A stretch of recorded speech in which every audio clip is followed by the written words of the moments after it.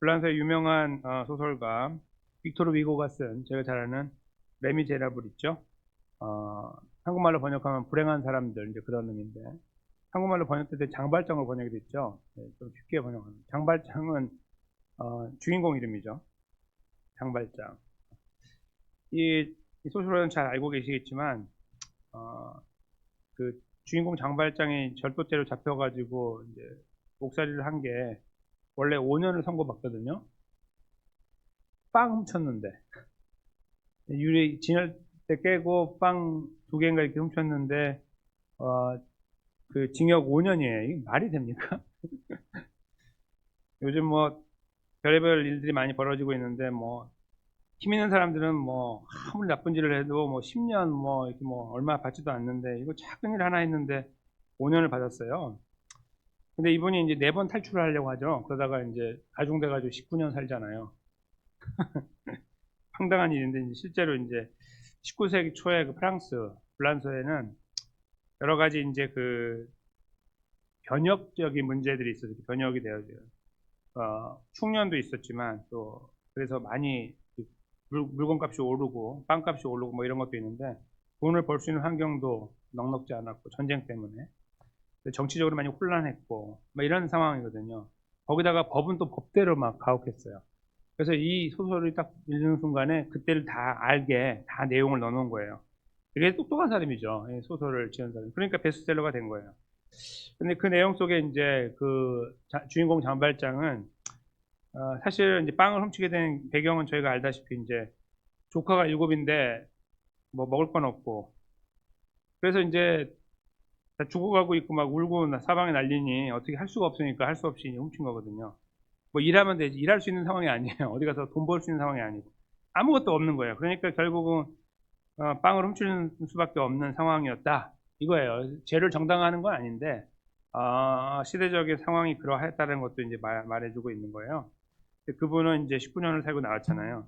근데 이분을 살려준 건 사실은 19년 동안 살았던 삶이 아니고 그가 만났던 한 주교였죠. 미리엘이라고 하는 주교를 만나서 이제 그 성당 안에 있는 이 촛대를 훔쳐가는 것을 그냥 다 묵인해 줄 정도로 자비를 베푼 이 사랑에 감동해가지고 사람이 바뀌게 되는 거죠.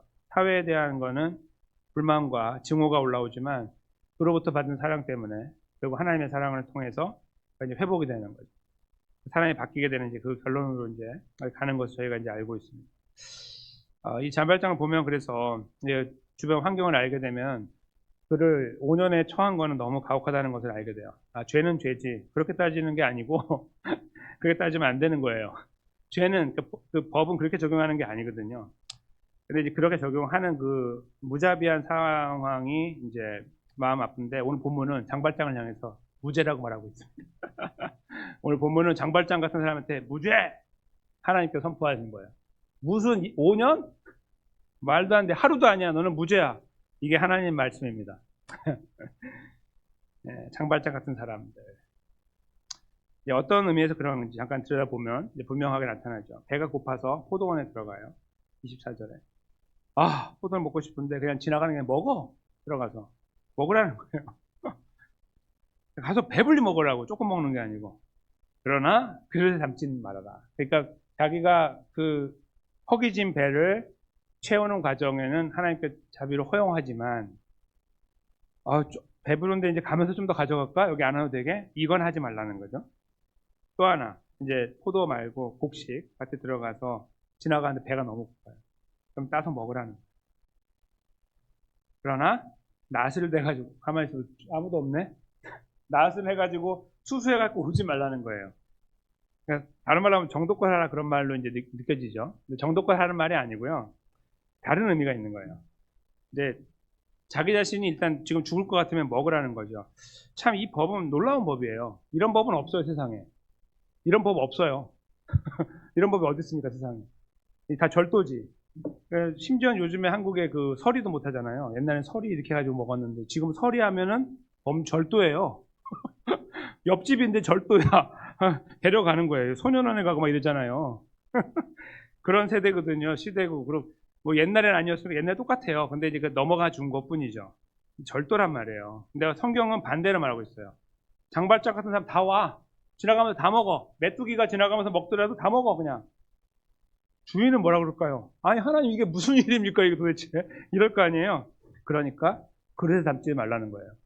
이게요 더블 그레이스예요. 이게 더블 자비. 그러니까 자비가 두 가지로 드러나는 건데, 첫째는 죽어가는 사람을 일단 살리는 거예요. 살리고 보는 거예요. 뭐 돈 벌어와 내가 줄게 이런 말도 안 되는 이야기 하지 말고 일단 살리라는 거예요. 네 거 주라는 거예요. 너 있잖아 많이. 이거 다 네 거잖아. 줘. 이거예요 첫째. 그러면 저는 뭐가 남아요? 그러니까 다 추수는 못하게 했잖아. 이렇게 말씀하는 거죠. 네가 먹을 만큼 충분히 남겨놨으니 욕심 부리지 말라는 것을 주인에게 말씀하는 거고, 동시에 그 먹고 있는 자에게도 욕심 부리지 말라는 거야. 양쪽 다 욕심 부리지 말라. 그 의미가 있는 거예요. 단순히 뭐 추수 이런 문제가 아니라 양쪽을 품어주는 자비가 담겨 있는 거예요. 배고픈 자도 품고 주인도 품는 거예요. 그래서 서로 망하지 않도록, 서로 죽지 않도록 하는 법을 하나님 만들어 놓습니다. 이것이 이제 오늘 본문에서 저희가 읽어야 되는 내용입니다. 세상에 어디에도 없는 법. 가다가 이렇게 먹으면은 우리가 어디를 못 가겠습니까? 그렇죠? 지나가다 다른 말로 바꿔 오늘날로 하면 이제 여기 그로서리 스토어 들어가서 그냥 꺼내 먹으라는 거하고 똑같거든요. 대신에 가지고 나오지 못하는 거죠. 같은 말이에요, 이게. 그러면 그 사람은 어떻게 돼요? 다 망하게 되었습니까? 안 망하죠. 안 망해요. 이렇게 되면. 물론 어떤 정도에 따라 문제가 될 수 있지만 하나님께서 보실 때 그런 거예요. 안 망하는. 그러니까 이렇게 딱 정해놓은 거예요. 그리고 장발장 같은 사람은 무죄다라고 선포하는 거예요. 근데 이것은 무자비하게 막 선포하는 게 아니고요. 어떤 의미가 있냐면, 지금 이스라엘 백성들이 가나안에 들어가잖아요. 가나안에 들어가서 정착하고 살아가면서 밭대기나 갖고 있는 사람, 소위 좀 속된 말로 말하면 밭대기 좀 갖고 있는 사람, 좀 이렇게 좀 뭔가 좀 갖고 있는 사람들을 말하는 거예요. 밭을 갖고 있는 사람은, 그리고 포도원도 마찬가지, 아무나 못 가는 거. 그런 사람들에게 야 너희들 있잖아 자비 좀 베풀어, 이런 의미가 이제 있는 건데, 그분들이 그럴 거예요. 아 하나님 그래도 저도 먹고 살아야죠. 그런데 거기에서 그래 내가 너에게 이렇게 하면 먹을 거 많이 줄게라고 어떤 조건을 달지 않고 계시는 것을 잘 생각해 봐야 돼요. 왜 이렇게 말씀하셨을까? 왜냐하면 이스라엘은 벌써 은혜를 입었거든요. 어떻게 해요? 광야에서 40년 동안 모두가 경험했어요. 만나를 통해 아무것도 없는 곳에서 하나님께서 만나를 주셨어요. 그래서 본인들이 다 먹고 왔어 지금까지 공짜로. 너 공짜로 다 먹었지? 이렇게 말씀하시는 거예요. 그게 여기 다 담겨 있는 거예요. 아유 이건 안 되죠. 내가 어떻게 일군 밭인데 그거 누구 거냐? 이런 말이에요. 다른 말로 하면 네 거야 그게? 이런 거죠. 다 내 건데 내가 너한테 맡겼을 뿐인데, 소위 청지기 같이 맡긴 거 아니에요? 그러니까 너희는 잔말 말고 그냥 허용해 이거예요. 그리고 거기 와서 먹는 사람도 가지고 가면 안 돼요. 절도니까 그거 하지 말게 하고. 그러니까 정확하게 하나님께서 잘라주신 거예요. 딱 이렇게 선을 그어 놓으신 거죠. 이스라엘에게 베푸신 자비 때문에. 그들이 벌써 하나님으로부터 받은, 여호와로부터 경험해 왔던 40년의 자비. 가나안에 들어가서 농사를 짓고 딱 거두니까 만나가 끊겼어요. 들어가자마자 끊긴 게 아니고요. 들어가서 씨 뿌리고 처음 수확 얻었을 때 끊겼어요. 그러니까 40년이 넘은 거죠. 정확하게 따지면. 40년 이상 먹은 거예요. 뭘요? 만나를. 그렇게 먹고 나서 좀 이제 배가 부르기 시작하는 그 상태가 됐을 때 이렇게 딱 하신 게 아니라, 거기 가기 전에, 거기 이미 들어가기 전에 지금 아직 기억이 있을 때, 지금 아직 건너가지 않았어요. 요단강을. 그러니까 여기서 지금 기억이 막 있어. 지금도 만나 먹고 있을 때예요. 이때 말씀하신 거라 이거예요. 그들의 머릿속에 남아야 되는 거는, 아유 이렇게 하면 누가 먹고 삽니까? 아유 그래도 가진 자도 노력해가지고 가진 건데, 이렇게 할 때 가만히 있어봐. 너 지금 너 그럼 내일부터 안 먹을 거야 맞나? 뭐 이렇게 접근하는 거와 같은 거예요. 그러면 아유 그건 아니고요 이렇게 말할 거 아니에요. 그런 과정, 그런 상황 속에서 이 말씀이 주어진 거예요. 그러니까 여기서 느껴야 되는 이스라엘 백성들의 마음에는요, 하나님께 나에게 배부르게 하신다면, 내가 저 땅에 들어가, 지금은 내가 모르는데 들어가 살다 보니 내가 배불러진다면, 내가 포도원을 갖게 된다면 이렇게 해야 된다는 걸 알게 되는 거예요. 내가 아무것도 갖지 못하는 것 같아서 내가 정말 좌절하고 절망하고 굶어 죽을 것 같을 때는 밭으로 뛰어가서 먹으면 되는 거예요. 그걸 갖고 희망을 얻는 거죠. 이 두 가지가 함께 움직이는 거예요. 자비가 움직일 때 양쪽이 다 움직이는 거예요. 함께 살아 움직이는 거죠. 하나님 이것을 원하신 거예요. 그래서 여기에서 자비를 베풀라고 하시고, 누가 자비를 베풀어요? 먼저 주는 사람이. 그러나 받는 사람도 적당하게 먹고 나감으로 자비를 베푸는 거예요. 훔쳐가지 않으면. 그렇게 하나님께서 만들어 놓으신 거예요. 목마를 때 물을 주셨고, 배고플 때 음식을 주셨던 하나님을 기억할 때 이 말씀은 아무런 부담 없이 다가오는 거예요. 저에게 뭐 해주실래요? 이렇게 하면 뭐 복이라도 더 주십니까? 밭대기 2개 주실 거예요? 이렇게 하면 이런 딜을 하라는 게 아니에요. 그런 거 여기서 아무것도 의미가 없고 하면 안 되는 거예요. 그냥 받은 은혜가 너무 감사해요. 아니 물론이죠. 제가 아직은 모르지만 들어가서 이렇게 되면 제가 그렇게 할게요. 라고 이 말씀을 들으면서 마음에 다짐을 해야 되는 상황이다. 그것이 저희가 이 본문에서 읽어야 되는 겁니다. 자비, 하나님의 자비, 먹는 자비를 통해 하나님께서 하나님의 자비를 보여주시고 계시는 거예요. 근데요, 여기서 이제 아까 제가 말씀드린 것처럼 이 서로 간의 자비를 베푸는 이 과정을 조금 틀어서 말씀하신 분이 계세요. 이 만나에 대해서. 여러분과 제가 잘 아는 예수님인데, 마태복음 4장 4절에 말씀하신 거죠. 앞에 스크린 나와 있는데, 여러분과 제가 잘 아는 사람이 떡으로만 살 것이 아니요 하나님의 입으로 나오는 모든 말씀으로 살 것이라 하였느니라는 거예요. 앞뒤에 뭐가 붙어있는데 잘라낸 거예요. 그냥 요거만 딱 인용한 것만. 이 말씀은 예수님이 직접 여기서 하신 게 아니고 예전에 만나를 주실 때 하나님께서 하신 거예요. 뭐냐면, 야 너희들 있잖아, 월요일부터 오늘날로 치면 월요일부터 토요일까지만 나와, 6일만 나와, 이거 했잖아요. 7일째 나오지 말라고. 진짜 나가는 거야 이게. 사람들이 이렇게 헛땅 치고 돌아오지 아무것도 없으니까, 만나가 없잖아요 7일째는. 나간단 말이에요 사람들이. 그거 하나님 말씀하시는 거예요. 야, 사람이 떡으로만 사는 줄 알아? 어? 내 입에서 나오는 말을 통해 사는 거야 라고 하시려고 내가 너한테 7일째 나오지 말라고 한 거야 라고 말씀하실 때 이 말씀 하신 거예요. 무슨 말씀이냐면요, 만약에 7일째 나왔을 때 만나가 있어요. 내가 그렇게 해가지고 뭔가 쌓아놓기 시작하잖아요. 이렇게 6일째 이틀분을 줬으니까 이틀 분을 쌓아놓고서 오늘 먹고 주일도 먹을 수 있단 말이에요. 오늘로 치면 주일 먹을 수 있게 했는데, 그거 쌓아놓고 불안한 거죠. 이게 좀만 더 있으면 내가 여기 차고 다니면서 내가 언제든 먹을 수 있는, 이런 어떤 생각을 한단 말이에요. 사람들은 어딘가 이렇게 있어야 돼. 조금씩. 그래야지 마음이 편하잖아요. 하나님은 하나님이고 여기 뭐가 있어야 된다 이 말이에요. 그렇게 나가는 거예요. 사람들이 하지 말라고 해도. 하나님 말씀하시는 거야. 야, 너희 저거 먹는다고 사는 거 아니야. 내 입에서 내 말을 순종하고 따라가야 사는 거야 라고 말씀하신 거, 그 말이에요. 그래서 만나를 주실 때 하나님께 하시는 이 제한은 뭐냐면요, 하루를 쉬게 하는 제한은 단순히 안식의 문제를 뛰어넘어갖고 하나님을 신뢰하느냐 그렇지 않느냐를 가늠하는 잣대가 된 거예요. 나오느냐 안 나오느냐가 단순히 안식일에 쉬는 문제가 아니고 하나님에 대한 신뢰가 어떠한지를 하나님께서 보기 원하셨던 거예요. 네가 진짜 내 말에 대한 신뢰 갖고 있느냐 그렇지 않느냐, 이걸로 가늠하는 거예요. 나오면은 안 하는 거예요. 아무리 자기가 말을 해도. 그렇게 하기 위한 말씀이었거든요. 오늘 본문에서요, 이제 생각해 보세요. 이 포도는 잘 모르겠어요. 포도는 따서 먹는 거니까 이렇게 따가지고 가서 먹고 끝나버리니까. 그렇지만 며칠을 먹을 수 있는 어떤 그런 게 있을 수 있지만, 그거보다 곡식이에요. 곡식은 내가 베어서 가고 하면, 먹은 거는 내가 먹어버렸지만 베어서 가면 이게 나중에 씨가 되잖아요. 그걸로 심어갖고 내가 뭔가를 할 수 있죠. 그래서 이걸 거두어 가는 순간에 그 사람의 멘탈리티, 이 머리가 구조가 어떻게 바뀌냐면, 의존하는, 자기 삶을 의지하는 대상이 바뀌게 되는 거예요. 이제는 내가 배고픈데 저희가 좀 신세를 져야지, 미안한데 이렇게 하고 나도 뭐 이게 어떤 그 의지하면서 가는 이게 아니라, 아유 됐어 이제 내가 다 배워왔으니까 나 안 가 거기. 내가 그동안에 가가지고 수모를 당하고 안 가 거기. 나도 여기 있어 하고 그거 갖다가 여기다 심어갖고 내가 먹고 사는 거잖아요. 이런 어떤 게 가능하거든요. 포도는 다르죠. 물론 포도도 씨를 넣어도 하지만 이거 곡식은 달라요. 여기에서 지금 단순히 자비가 서로 주고받는 자비로 끝나는 게 아니라, 여기에서 더 깊은 의미는 뭐냐면, 내가 여기 지금 먹는 문제로 나의 이 지금 허기를 달래고 다음을 걸어갈 수 있도록 내 삶을 이렇게 추스릴 수 있는 근거를 만드는 게 아니라 이걸 뛰어넘는 거예요. 먹어보니까 맛있고 괜찮고 이거 하니까 여기 포도가 더 맛있네? 더 가져가. 막 이런 거 있잖아요. 그래갖고 사람이 그 환경에서 지배를 받는 거예요. 스스로.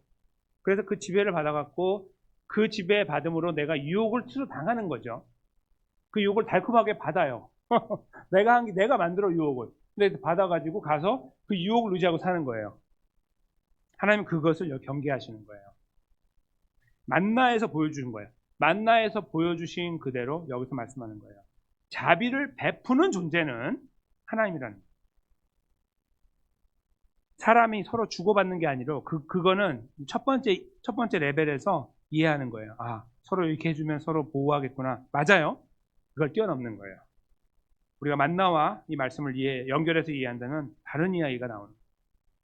두 번째 단계에서는 하나님과 우리의 관계는 자비를 베푸시는 분은 하나님이시고 우리는 자비를 받는 자들.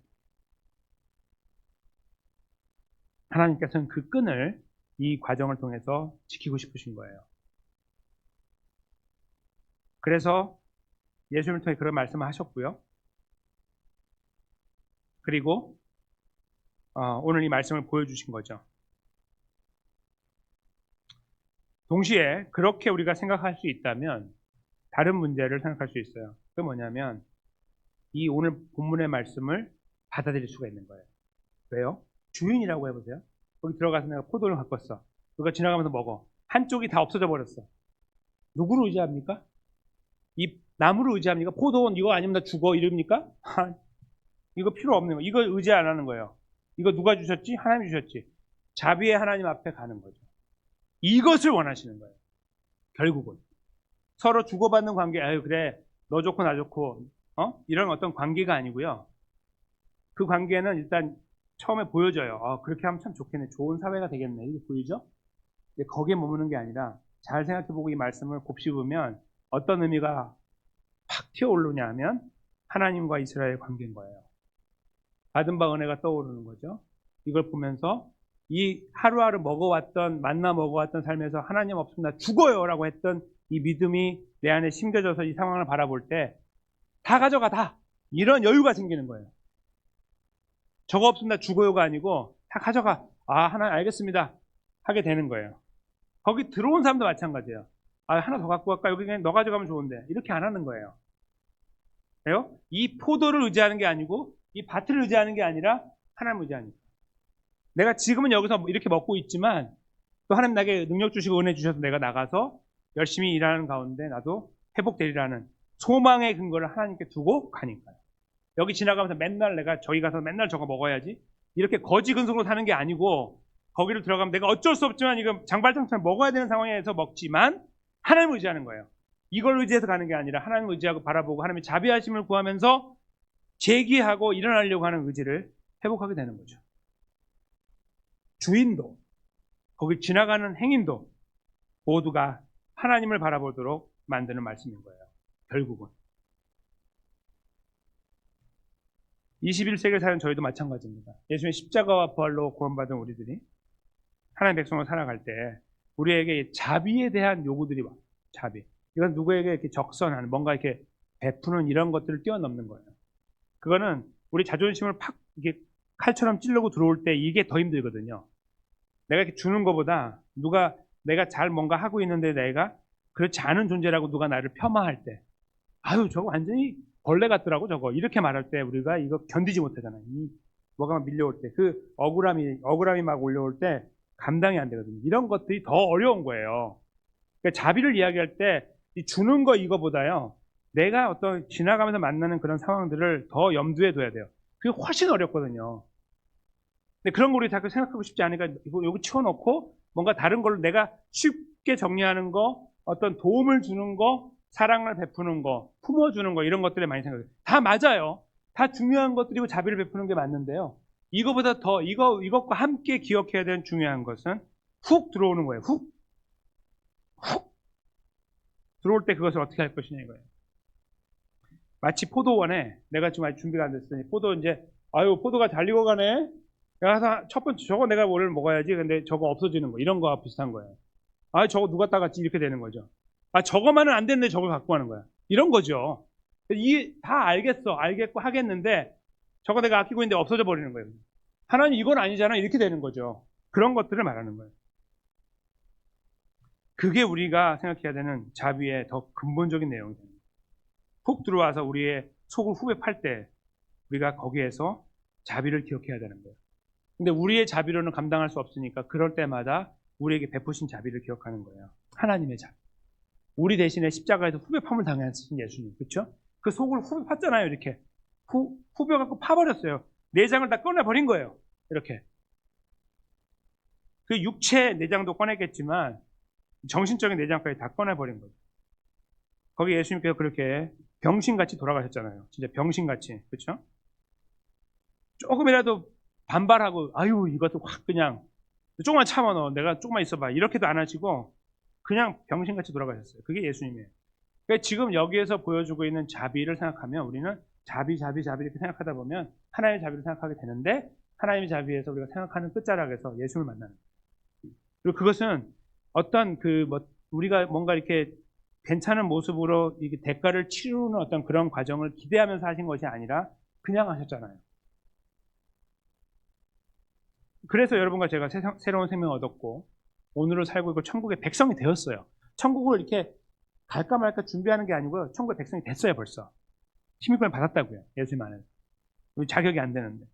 그것을 이루기 위해서 예수님이 걸어가신 그 자리에 자비라는 단어가 떠올라 있는 거예요. 십자가에 자비가 보이는 거예요. 그냥 다 주워버린. 포도원을 다 뜯겨버린 것 같은. 밭을 다 뜯겨버렸는데 다 추수해 가버린 거예요. 하지 말라고 해서 다 해가는 어떤 그런 것들을 멍하니 바라보는 것처럼 다 빼앗긴 예수님이 십자가에 매달려 계신 거죠. 우리는 그래서 그 예수님을 다시 바라보는 거야. 끝자락에서. 그러면서 우리가 이 먹는 자비라는 이 말씀의 내용을 생각하면서 자비에 좀 집중을 하는 거예요. 나에게 베푸신 자비는 무엇이죠? 보이는 부분에서 또 보이지 않는 부분에서의 어떤 먹고 사는 문제의 자비를 생각하면 하는 거에 머물러 있으면 안 돼요. 그거에서도 자비를 찾죠. 이만큼 내어지는 거 다 하나님의 은혜다. 자비다. 자비하십니다. 이렇게 고백하는 게 맞는데요. 이런 거에 우리가 너무 많이 집중하는 건 맞지만 거기에 너무 몰입하면은 큰 문제가 발생합니다. 그것은 더 중요한 자비를 자꾸 망각하거나 약화시켜요. 우리의 구원이죠. 예수 십자가와 부활이 이루신 구원. 그것이 자비의 절정인데 그것을 자꾸 잊어버리는 거예요. 그래서 우리가 그런 시간들 자꾸 지나가면서 참지 못하게 되는 환경은요. 예수님의 십자가와 부활을 기억하지 못하기 때문이에요. 그 자비하심의 절정을 자꾸 망각하니까 자꾸 우리들의 힘으로 하려고 그러거든요. 우리들의 힘으로. 그러니까 부딪히면은 그냥 어쩔 수 없는 한계라고 말해버리는 거예요. 하나님 어쩔 수 없잖아요. 다 거기에 가면 다 넘어지지 않습니까? 라고 다 이거를 평준화시키는 거예요. 이렇게. 그래서 그냥 넘어가려고 하는 거죠. 그런 걸 원하지 않으세요. 오히려 그렇게 말씀하시는 것은요. 누가복음 6장 36절 같습니다.